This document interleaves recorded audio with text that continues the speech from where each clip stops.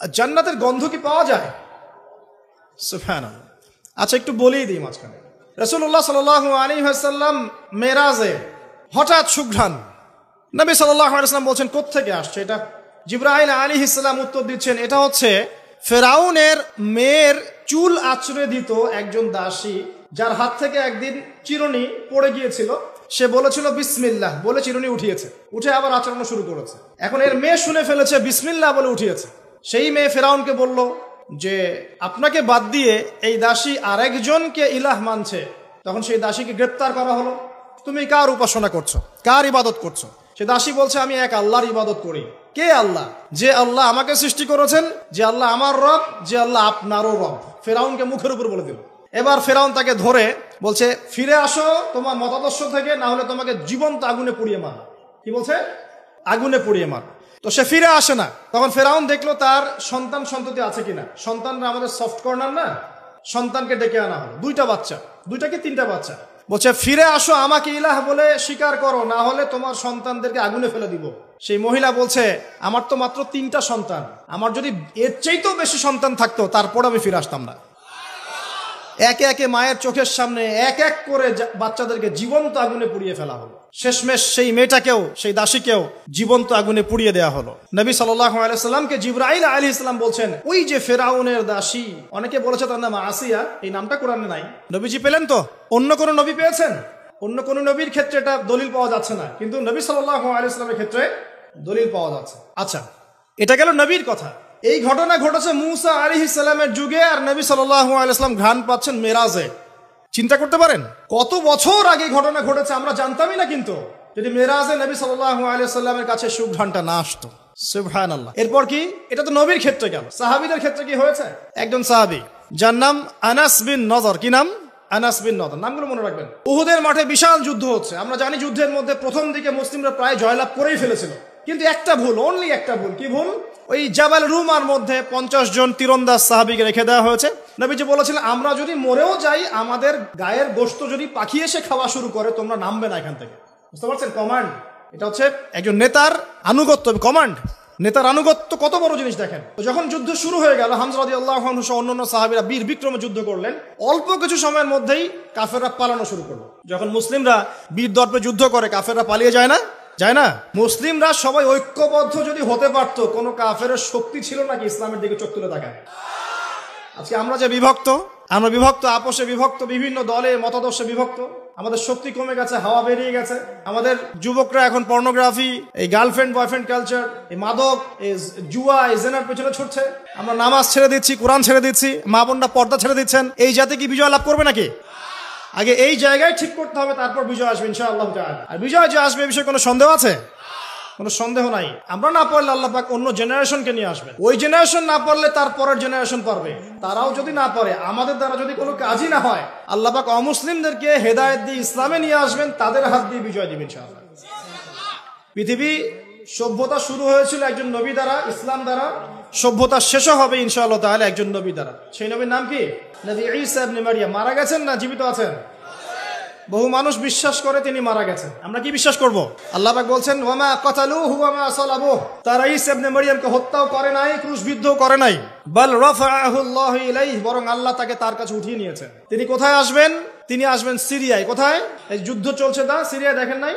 আর এখানে লক্ষ লক্ষ মানুষকে মারা হয়েছে, মা বোনদের ইজ্জত নেওয়া হয়েছে, বাচ্চাদেরকে হত্যা করা হয়েছে। এগুলো ইস্যু নিয়ে একটা টু শব্দ করার মতো সৎসাহস হয় নাই। যে ইস্যুগুলো নিয়ে কথা বললে কোনো বাধা বিপত্তি আসে না, সেগুলো নিয়ে ফেসবুক গরম করতে খুব ভালো লাগে। কথা বোঝেন নাই? এই যে কয়েকদিন আগে যে হ্যালোইন একটা উৎসব হয়ে গেছে না, আরবদের নাকের ডগে আরবরাও করেছে না, একটা টু শব্দ করার সাহস হয়নি। টু শব্দ করলে সমস্যা, সাপোর্টটা কমে যাবে। তো তারপরে 2013 থেকে 22 পর্যন্ত ইয়েমেনের প্রায় 3.5 লক্ষ মানুষকে হত্যা করা হয়েছে, যার মধ্যে 60% হচ্ছে শিশু। এই ইস্যু নিয়ে একটা কথা বলার মতো সাহস ঘোমটার হয়নি। আর কি অসংখ্য ইস্যু আছে পুরো মুসলিম বিশ্বে, যেখানে তাকাবেন সত্যিকারের মুসলিমরা আজকে নির্যাতিত, নিপীড়িত।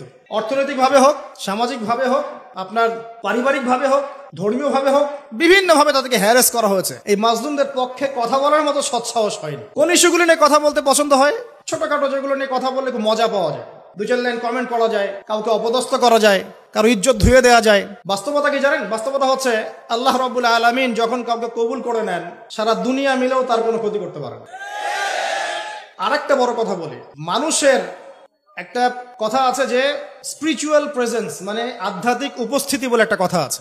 মানুষের ব্যক্তিগত প্রেজেন্সের চাইতে স্পিরিচুয়াল প্রেজেন্সটা অনেক বেশি ইম্পর্টেন্ট। কি বুঝাচ্ছি? ইব্রাহিম আলাইহিস সালাম কিন্তু বেঁচে নাই, বেঁচে আছেন, কিন্তু তার আদর্শ কিন্তু এখনো জীবিত আছে। নবী মুহাম্মদ সাল্লাল্লাহু আলাইহি ওয়াসাল্লাম বেঁচে আছেন, অবশ্যই তারা কবরে জীবিত, অবশ্যই সেটা অন্য ইস্যু। আমি পৃথিবীর কথা বলছি। নবী সাল্লাল্লাহু আলাইহি ওয়াসাল্লাম কি আমাদের মধ্যে আছেন? মানে আমাদের মধ্যে কি বেঁচে আছেন? তার আদর্শ কিন্তু মরে যায় নাই। এমনকি আমরা যারা এখন অনেক বড় বড় নেতার আদর্শে আমাদের জীবন গড়ি না, তারা কিন্তু কেউ বেঁচে নাই, বেঁচে আছে, তাদের আদর্শ কিন্তু মানুষ এখনো ফলো করছে। তো এটাকে বলে স্পিরিচুয়াল প্রেজেন্স, আধ্যাত্মিক উপস্থিতি। আল্লাহ পাক যাকে কবুল করবেন, যে হকপন্থী হবে ইনশাআল্লাহ তাআলা, সে যদি ফিজিক্যালি প্রেজেন্ট নাও থাকে, তার আধ্যাত্মিক উপস্থিতি জনগণকে পথ দেখাবে ইনশাআল্লাহ। কথা বুঝতে পারছেন? তো বিগার ইস্যুগুলো নিয়ে কথা বলার সৎসাহস হচ্ছে না।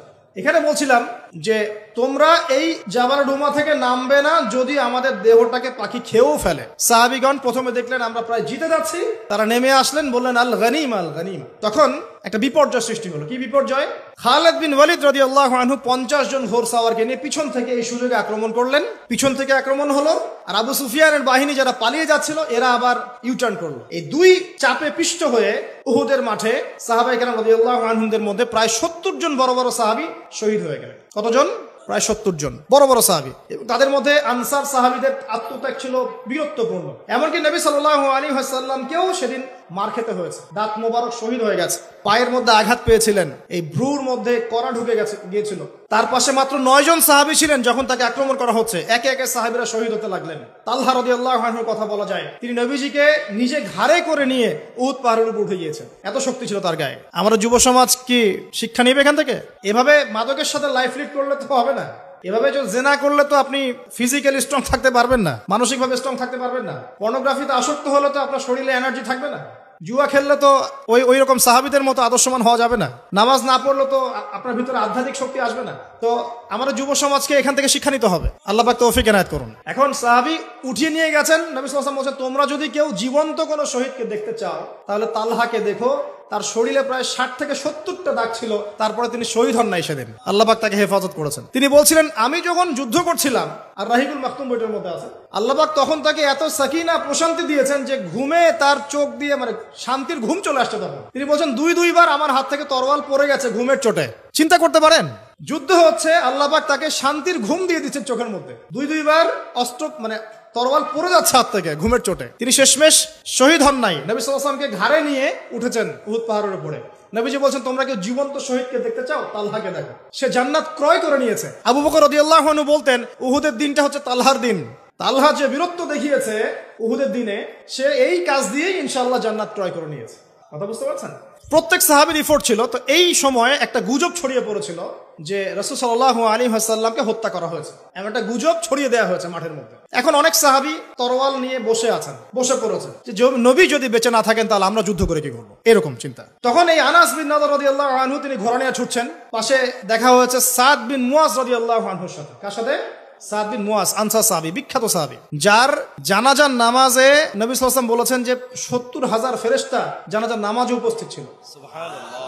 কোন সাহাবী? সাদ বিন মুয়াজ। মনে রাখবেন এগুলো। আমাদের যুবকদেরকে, আমাদের আইডলদেরকে তো চিনতে হবে, আমাদের অরিজিনাল সুপার হিরোদেরকে চিনতে হবে না। আমাদের সুপার হিরো কি নেইমার, মেসি নাকি? এইসব অহেতুক কাজে সময় নষ্ট করবেন না। টোটালি ওয়েস্ট অফ টাইম, সময়ের অপচয়। জুয়া টুয়া খেললে অর্থের অপচয়, আপনার যৌবনের অপচয়। সবচেয়ে বড় কথা হচ্ছে হায়াতটা নষ্ট হয়ে গেল। হায়াত নষ্ট হয়ে গেল। হ্যাঁ, খেলবেন, আমি তো খেলার পক্ষের মানুষ নাকি। খেলবেন যে খেলাতে আপনার ফিজিক্যাল উপকার আছে, ফরজ ওয়াজিব তরক হচ্ছে না। খেলতে গিয়েছেন, নামাজ মিস হলে খেলা চলবে না। ফিজিক্যাল স্ট্রাকচার ঠিক রাখার জন্য, স্ট্যামিনার বাড়ানোর জন্য, ফিজিক্যালি ফিট থাকার জন্য আপনি কায়িক খেলা কিছু খেলতে পারেন। এই খেলাগুলোর মধ্য দিয়ে আপনার ফরজ ওয়াজিবকে তরক করা যাবে না। এগুলো খেলা দেখতে বসলে আমাদের কোনো উপকার আছে? ফিজিক্যাল খেলছে ওরা আর আমরা গোল গোল করে চিল্লাচ্ছি, কোনো উপকার আছে? জাস্ট একটা চোখের ক্ষুধার, কিচ্ছু না। অথচ আপনি যদি সকালবেলা উঠে 10 রাউন্ড দিতেন পদ্মার পরে, উপকার ছিল। আধা ঘন্টা আপনারা যদি ফুটবল খেলতেন। একটা আয়াত থেকে কথা বলা শুরু করি। সূরা হুজুরাত পড়বেন, সূরা হুজুরাত। এই সূরার প্রথম 4টা আয়াত পড়লে বুঝতে পারবেন আল্লাহ রাব্বুল আলামিন সাহাবীদেরকে শিক্ষা দিচ্ছেন। কাদেরকে? নবীর সাহাবীদেরকে শিক্ষা দিচ্ছেন যে যখন রাসূল সাল্লাল্লাহু আলাইহি ওয়াসাল্লাম কথা বলবেন, তোমরা তার কণ্ঠস্বরের উপরে তোমাদের কণ্ঠস্বর নিয়ে যাবে না। যদি রাসূলের কণ্ঠস্বরের উপরে তোমাদের গলার ভয়েস চলে যায়, তোমাদের আমল ধ্বংস হয়ে যাবে, তোমরা টেরই পাবে না। এখন রাসূলের কথাগুলো কারা বলেন? আলেম ওলামারা, দ্বীনের দায়ীরা, মুআল্লিম মুবাল্লিগরা। যে মজলিসে কোরআন এবং সুন্নাহর কথা হবে, আল্লাহ এবং তার রাসূলের কথা হবে, সেখানে উচ্চস্বরে কথাবার্তা বলা যাবে না। এটা আমার মত। এটা সরাসরি কোরআনে নাই, কিন্তু আমার মত এটা। উচ্চস্বরে অপ্রয়োজনীয় কোনো কথা চিৎকার চেঁচামেচি করা যাবে না। আমরা এখানে ইতমিনানের সাথে বসবো, হয়তো 1 ঘন্টা আলোচনা হবে।